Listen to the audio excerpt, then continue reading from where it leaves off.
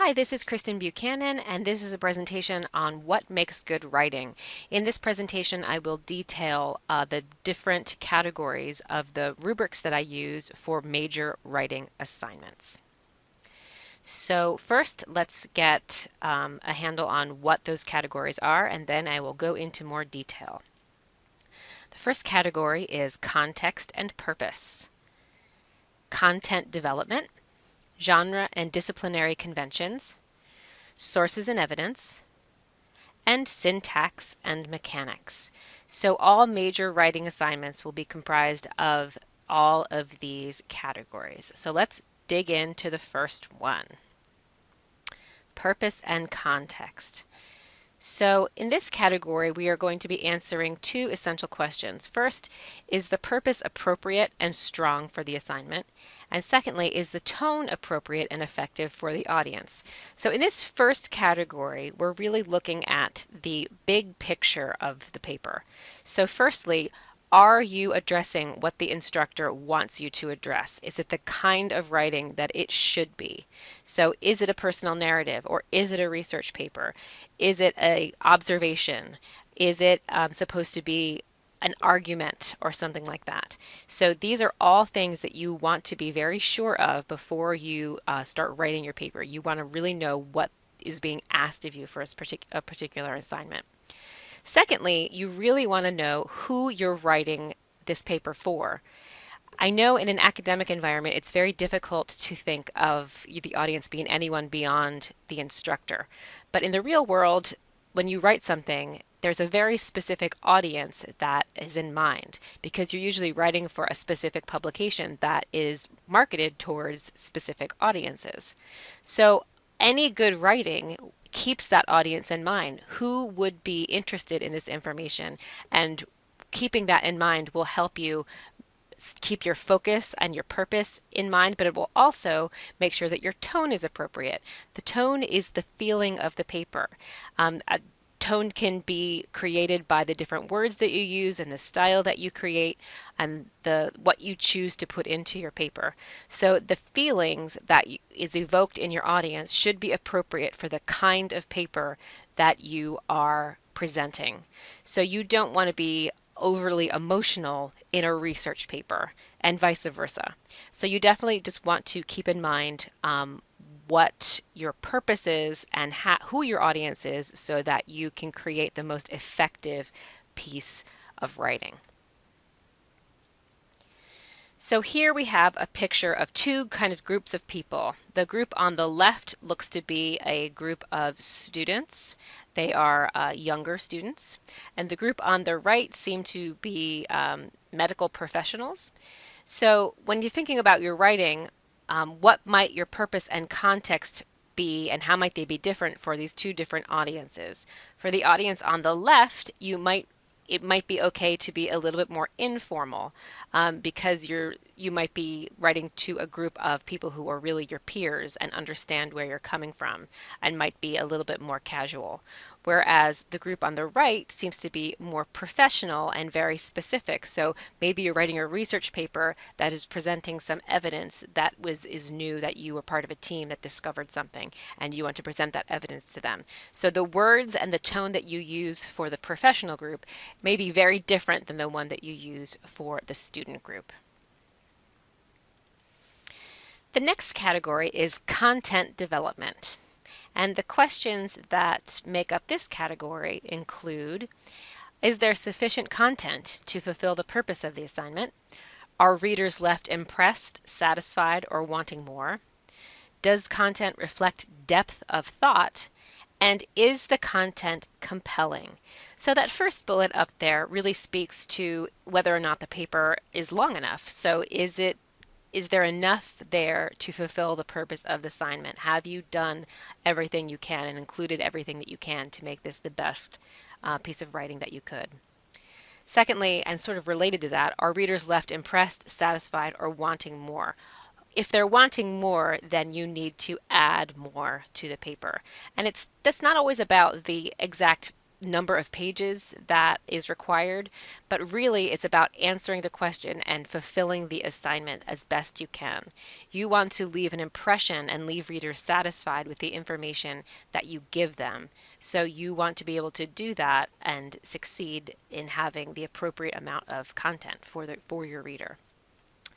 Thirdly, does the content reflect depth of thought? So writing is essentially thinking on paper.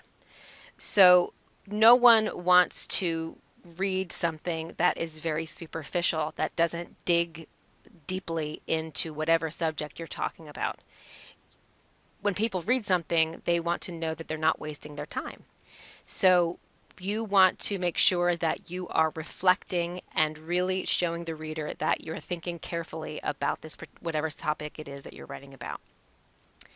Then lastly, is the content compelling? Compelling content is different for different types of papers, but you always want to make sure that you are using the writing strategies that make that type of paper the best that it can be, and you will be given specific instructions for the different kinds of papers that you will encounter. So here we have two buildings that are under construction. And so the metaphor I'm trying to help you see here is these buildings are like pieces of art under construction, just like your essays will be under construction. So the building on the left is very much still under construction. And a lot of times when students hand in papers, they do everything so last minute and they rush and they don't give it the proper amount of time and thought that this ends up being the final project. And we don't want that to be the case. You want to reserve enough time in your schedule to write a paper where the content is fulfilling and compelling. So the building on the right is, hopefully you recognize that as the Empire State Building. That is a finished product. It was thought out all the way through. It wasn't left in the middle of the process.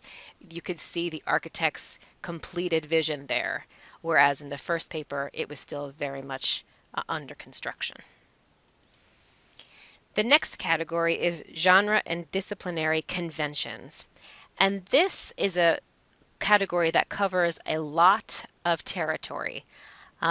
We go from organization to style and formatting.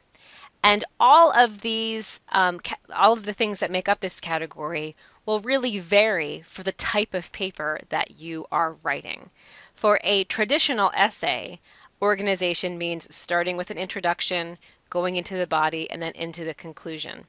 That organization might be a little bit different if you're writing a story.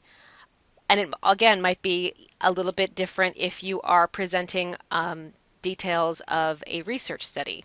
So there are different ways of organizing information.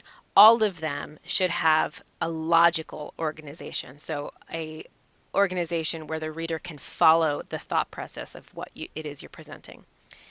Secondly is style. Style is something that every paper has, just like every person has a style, whether they choose to or not.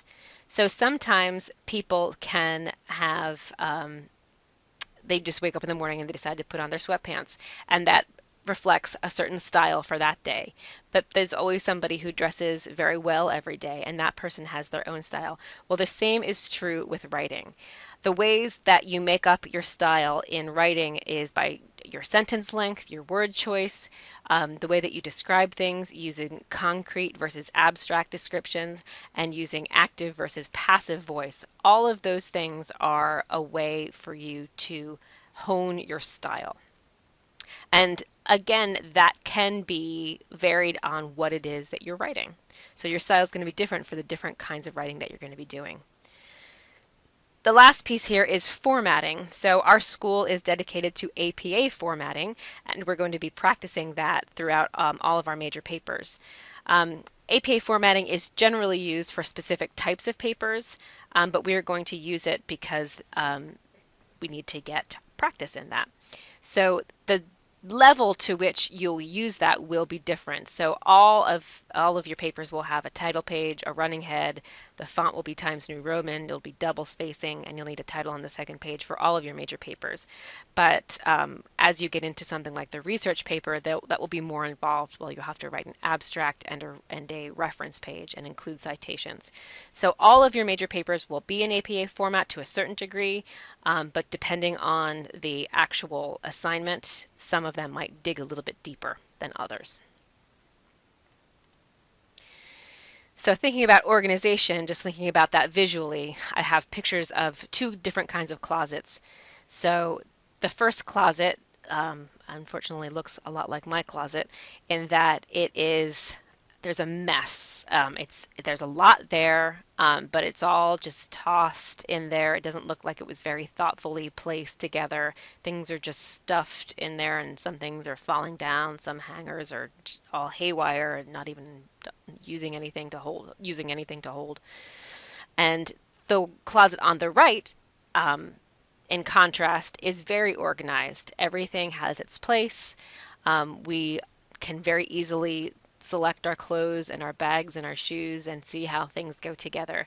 So we clearly want our writing to be more like the one on the closet on the right rather than on the left.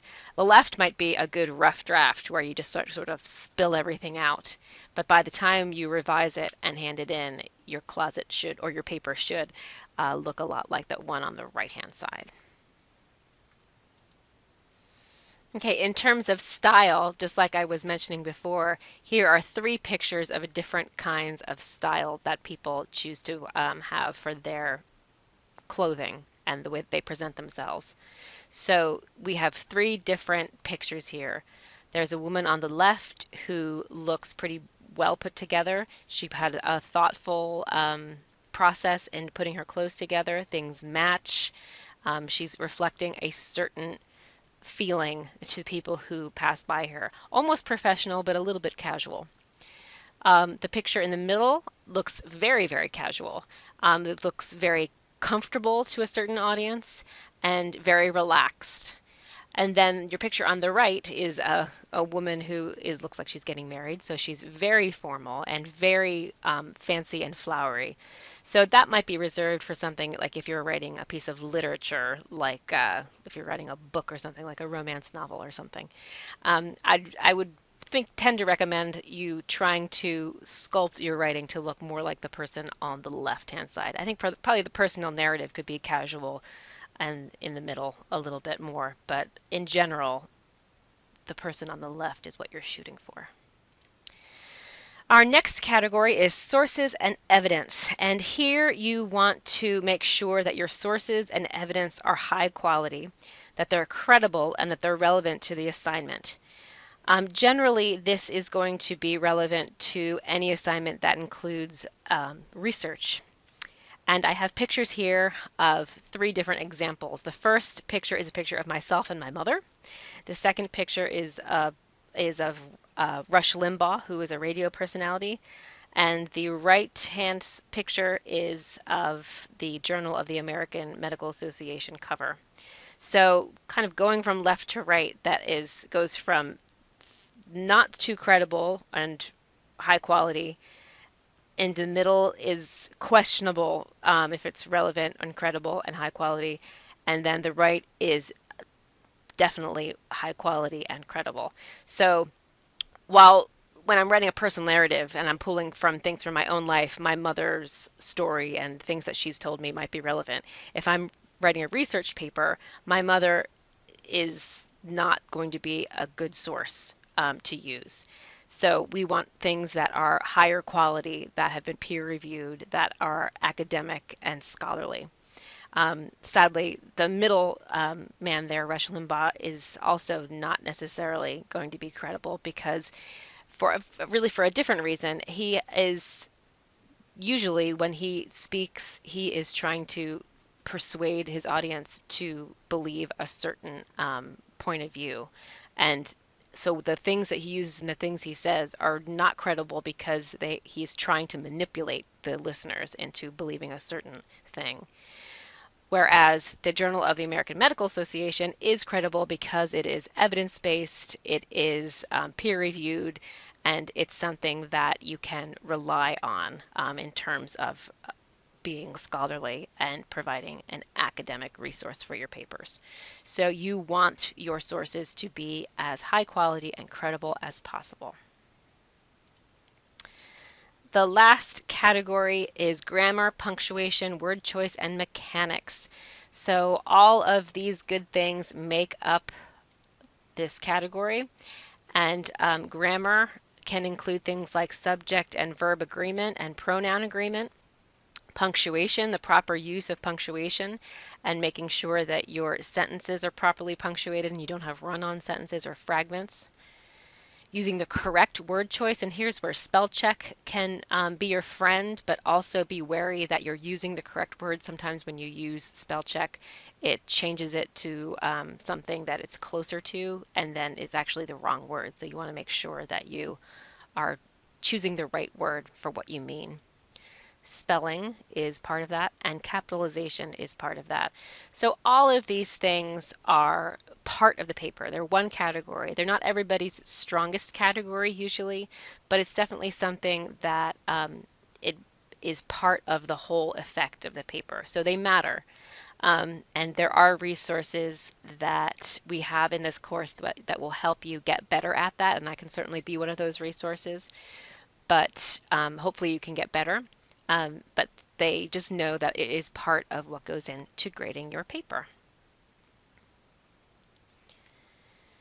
So those are the categories of what make good writing. All of the major assignments for this class will be using those categories. That's what your rubric is made up of, and they're all weighted equally.